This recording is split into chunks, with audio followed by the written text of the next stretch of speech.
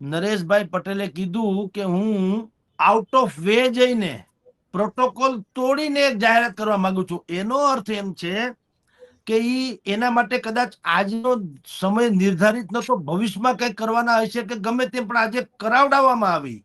Protocol તોડીને એવું બોલે છે નરેશભાઈ પટેલ કે પ્રોટોકોલ તોડીને હું જાહેરાત કરવા માંગુ છું કે અનારબેન પટેલ હવેથી આપણા ખોડલધામના સંગઠનના અધ્યક્ષા બનશે.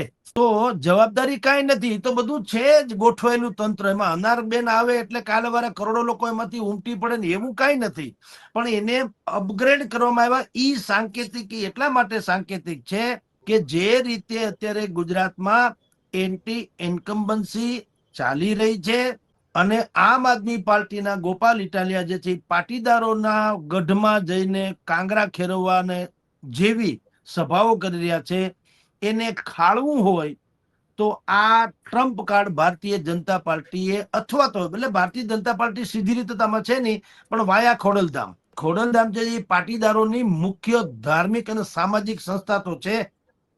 નરેશભાઈ પટેલ જે બોલ્યા એ શબ્દ ઉપર હું એટલા માટે અંડરલાઈન કરું છું કે સામાન્ય રીતે એવું ગણવામાં આવે છે કે નરેશભાઈ જે છે એ કોંગ્રેસ તરફી હોવાનું વલણ ધરાવે છે. એ તો જગ જાહેર છે.